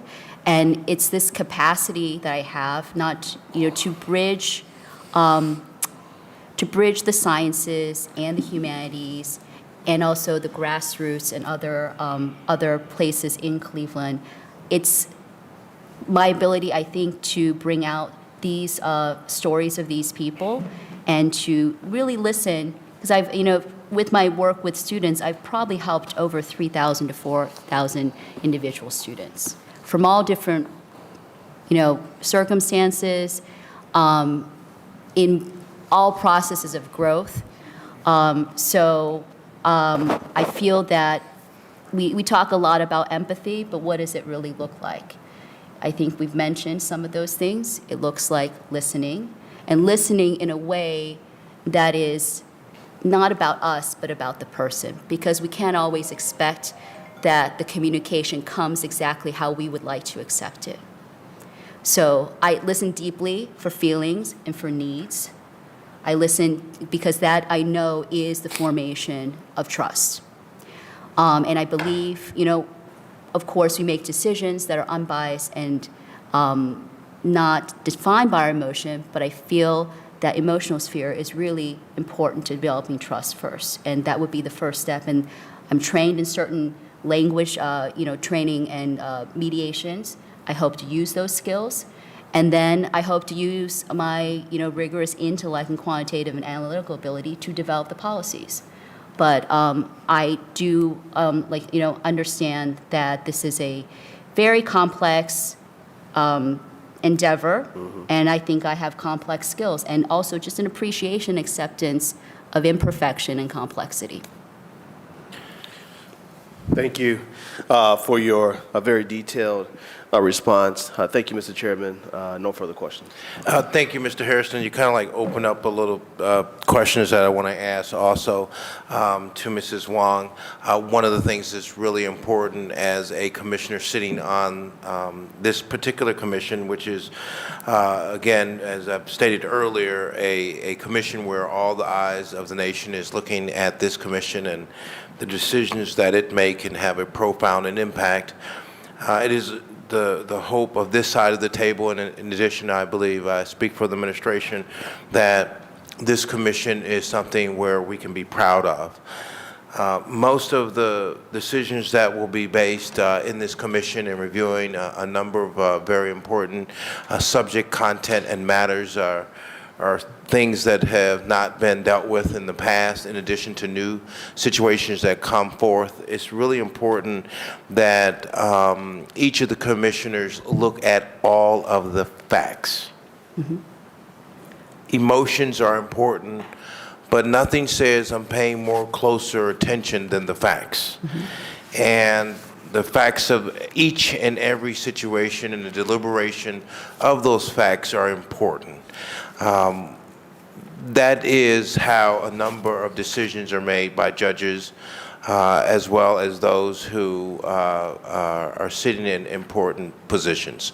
And one of the things, as I iterate my colleague, Mr. Blaine Griffin, we're all public officials. And when you're put into that position, it is our hope on this side of the table that you look and you weigh those facts and you put other situations to the side in order to weigh out those facts.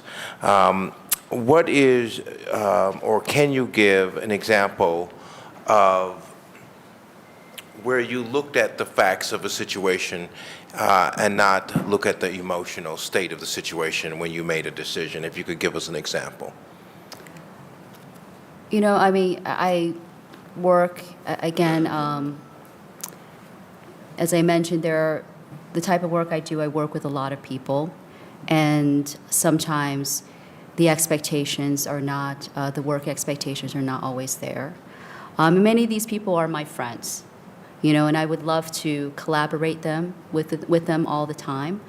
But I've had to, you know, there are deadlines, there are realities that have to be met, and I've, you know, recently involved in a marketing project that I've had to tell many of these people who are dear friends of mine that I needed a different level of outcome and input for them. So I think if I can do that with my own friends, with people I believe in, I can do that in any situation. And I will, you know, I want to clarify, it's not that I think that we should be guided by emotion, but so much has been taught to, we are, you know, relational creatures, social creatures, we have emotions. I would just hope that the emotions, we would pay attention to them and see deeply what they are asking us to do. Obviously, there's a lot of emotions on this topic, but the core need is for all of us to feel safe and treated fairly, and getting people to focus on those deeper things without dismissing their emotions is what I meant before. So. And you would review the facts. I would, of course, review the facts. I'm trained, you know, I'm trained very much. I am trained as a scientist. My parents are physicists. We look at facts. We look at the, you know, and all the facts, the environmental facts. All I'm saying is that I would proceed holistically. Now, I've asked this question of every single candidate, and this is one that's really important. As a commissioner, given the situations that we see in our community now, give us an example of how we could improve the relationship between the police department and the community as it relates to developing trust. Well, trust, I think all of us really want it, and when it's broken, we all know how hard it is to reestablish. But we have to try, because this is a relationship that we can't step away from. And I think that it begins with individual interactions. You know, there's not going to be a campaign, a PR campaign, or a fact sheet, or things that we can give to the community to address the broken trust and the fractures. One way I think can create trust and also resolve some of the other problems facing the Division of Police right now is that I understand that there is a lack of applicants. And I'm very passionate about mental health as people needing medical care and having the right people respond in those situations. And I know that even we don't even have to go into the other first responder pool. I believe that there are police officers, they innately have that capacity. And if we, if we try to, all we have to do is ask for these people. All we have to do is express what we would like and our values.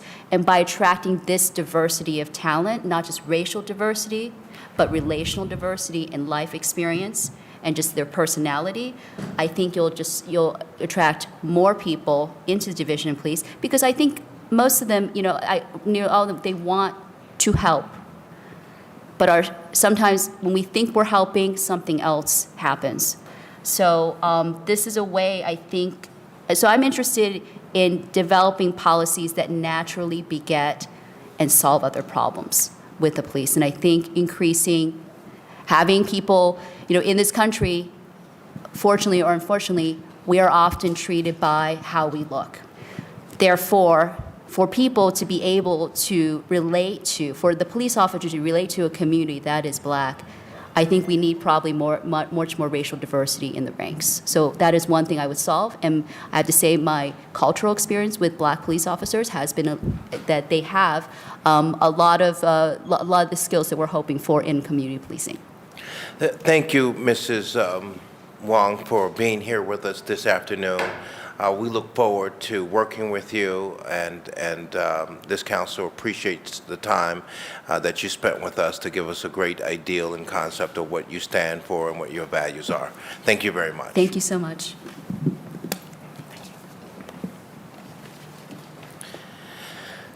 The council has one more candidate to bring before the committee, and that is Sharina Zaid.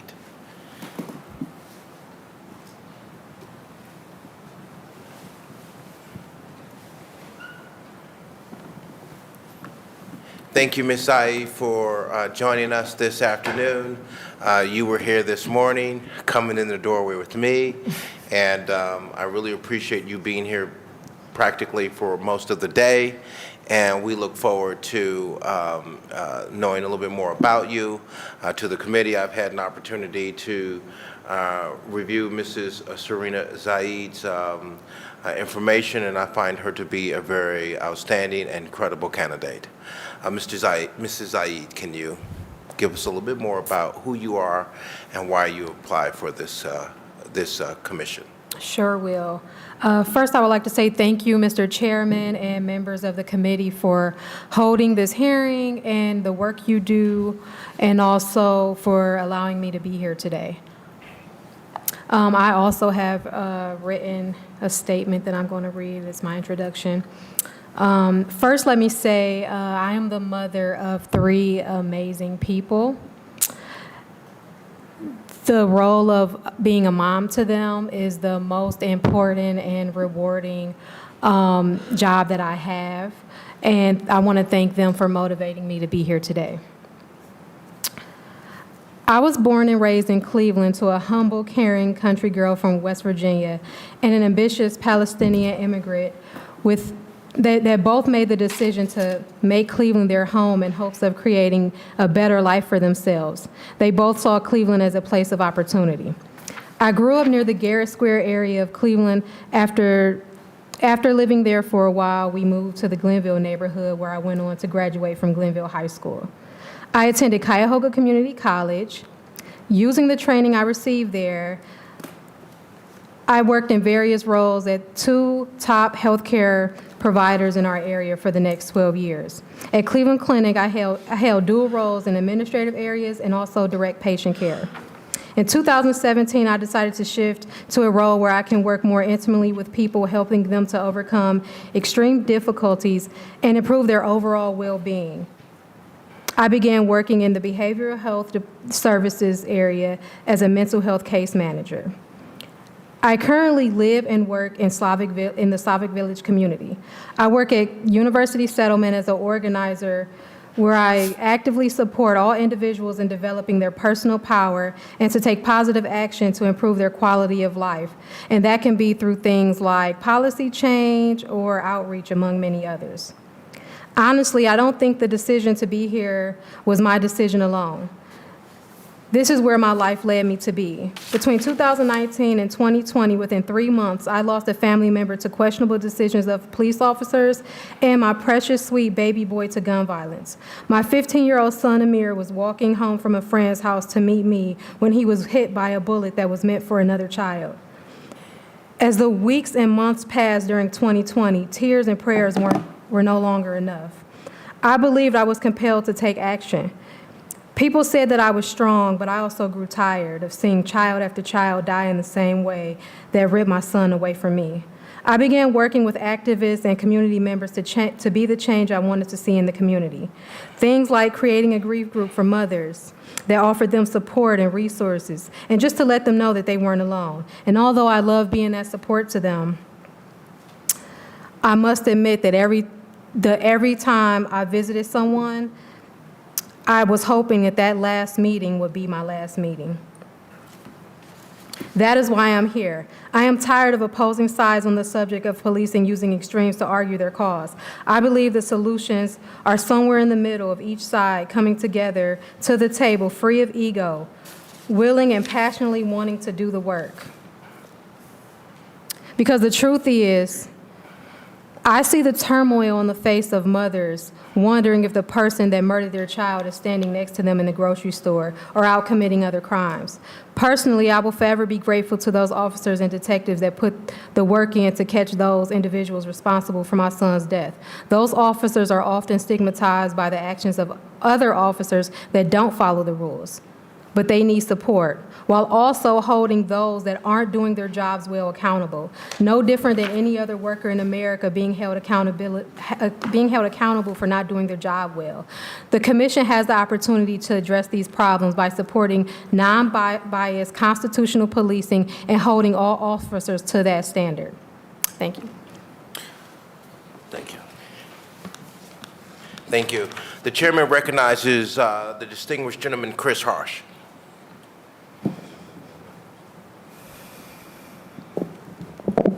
Thank you, Mr. Chair. And thank you, Ms. Zayed, for coming in and volunteering for this very important work. As you know by now, I've been asking everybody the same set of questions, but I'm just jumping to the one that's the category that's left, and I am going to ask, are you an attorney? No. Okay.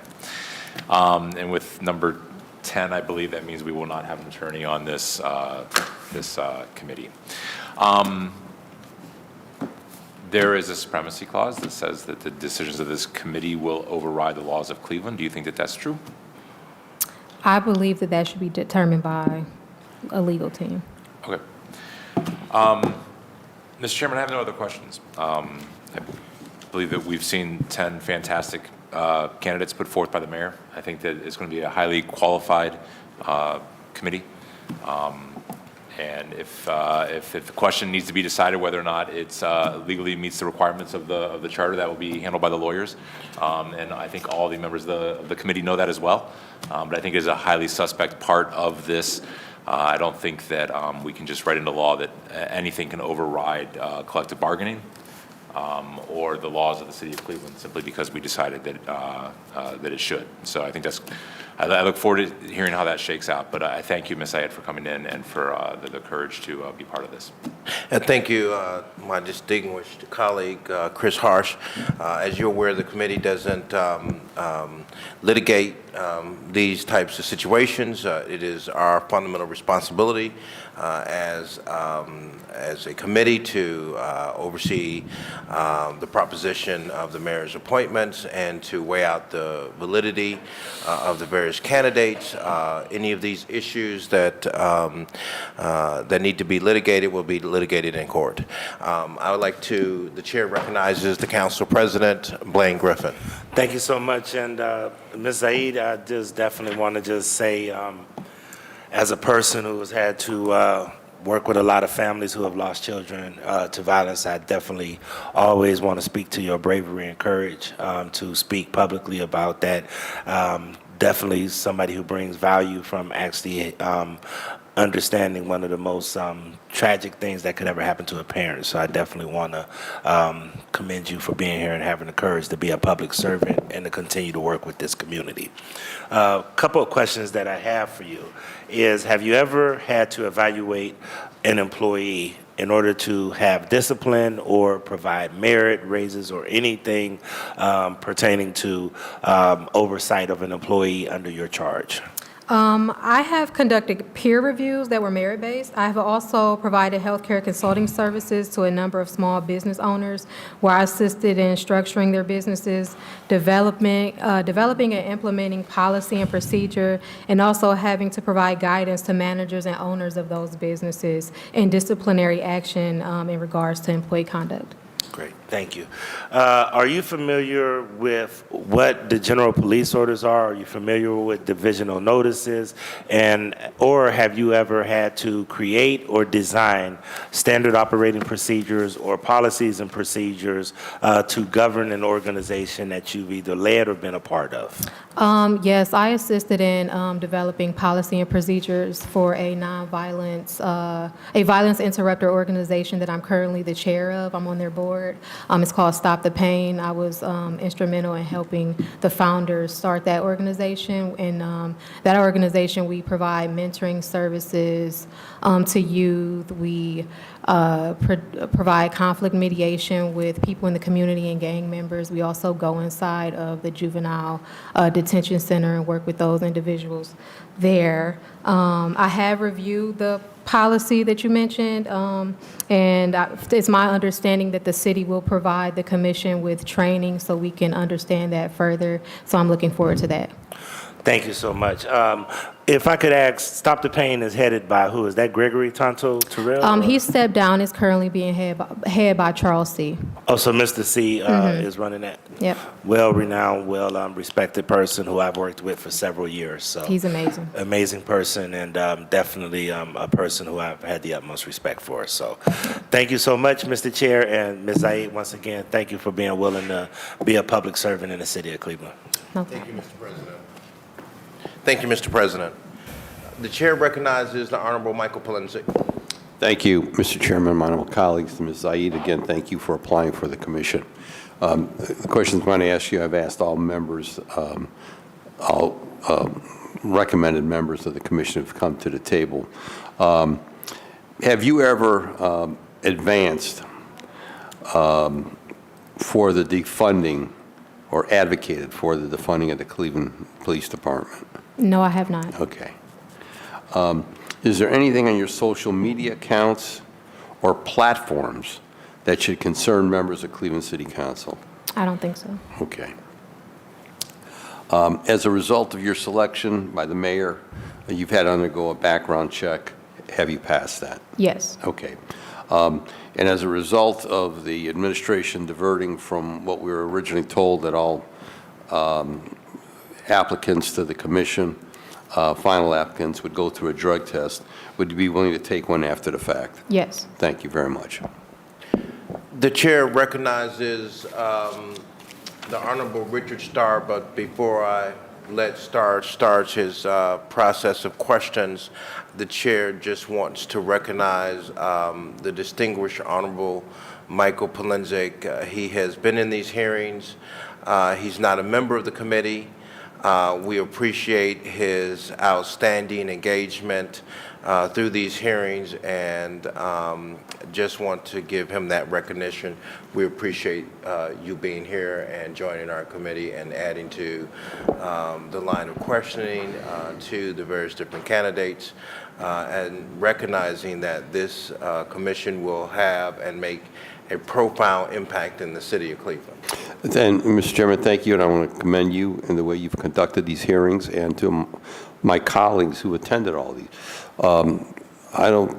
I can say all of us realize the importance of this commission. This commission will oversee the division of police. This division will have the power to override the mayor and the chief of police and the safety director. So the people who are ultimately seated, the 13 who are seated, have great responsibilities. I hope all 13 that have come before us understand the great responsibilities that they have. And again, I commend all my colleagues for their line of questioning and for due diligence during this process. Thank you. The chair recognizes Honorable Richard Starr. Thank you, Chair. I've had the honor and pleasure of working with Ms. Zahid for a couple of years now, so I do not have that many questions. She has a story, but not just a story. She took that pain and have been working in the community to help others, which is shows our character and our leadership. And I want this table and everyone to know at home that I support this appointment, this opportunity to be here to speak with her. And I just would like to make sure I ask one of my questions that I've asked everyone that's been here, why? Always the why question, because that is very important. And the question would be, through the chair, would be, why do you want to be on this Community Police Commission, as I through the chair? Okay. Number one, I believe I have the live life experience. I've also, as working as a mental health case manager, I've worked with people of different backgrounds. So I feel like that experience has led me to this point. As I stated during my introduction, I believe that representation is important, and I believe that decisions we make now are going to help set the pace for our nation in terms of policing. I believe that, like as I said before, representation is important in terms of policy and innovation. I believe I represent a large group of people in Cleveland that just want to be heard and want their voices to count. And I believe with me being on the board that it will, or on the commission that it will. Thank you so much for that response, and I'd just like to say thank you for the work that you do. Ms. Zahid is Ward 5, just for the record, Ward 5 representative. She's been living there as well and doing the work, and I yield, Chair. Thank you, distinguished gentlemen. The chair wants to take the liberty to ask a question that I've asked all of the members of the commission, is give us an example of what or should or could be done to improve the relationship between the community of the city of Cleveland and the police department. How can we develop a much more trustful relationship? Personally, I believe the answer is engagement, engagement, and engagement. Maybe that means officers walking the beat instead of driving in their cars. I believe maybe it means officers going into schools and talking to children. A lot of times when a problem happens, we look at that immediate problem when the solution could have been made way upstream. So I believe getting to people in the community when they're young early is a definite plus. I also believe that our residents will feel better if they knew or were confident that if something happened, that officers would be definitely held accountable for whatever actions happen or things that happen. So I definitely think accountability is necessary, so that way residents can trust that the city of Cleveland has their back. I also think that we should work more on our shared goals versus differences when approaching issues that we have. I think that would make a big change as well. Well, I want to thank you for your time that you spent with the council. I believe you will make a great addition to the commission. Your experience that you will bring to this, in addition to your community organizing and outreach that you've done in the past, and congratulations. Thank you. Thank you. Before we conclude, the chair recognizes the Director of Law, Mr. Griffin. Thank you, Chairman Jones. On behalf of the mayor, we would like to say thank you. Thank you to you, Chairman Jones, for your time and the way you've conducted these hearings. Tremendous job. I'd like to also thank Council President Griffin and each of the council people who have asked very insightful, specific, detailed, and thoughtful questions. We appreciate and recognize your time. Chairman Jones, as you did at the beginning, the administration would also like to thank the proponents who are here today, as they've been here yesterday. And although we disagree on some things, we, first of all, honor their commitment to bringing these issues to us today, to bringing what is now Charter Section 115, and what we commit to them and to you and to the people of Cleveland, that we are committed to implementing Section 115 and having a community police commission that is a model for the country, a model of constitutional policing that will mean that when someone calls the police, they know that they will get constitutional policing and become safer. We want our police to be the best in the world and the country. The last piece I would say is I'd like to say thank you to our nominees. They have gone out of their way to volunteer for some hard work, for some important work.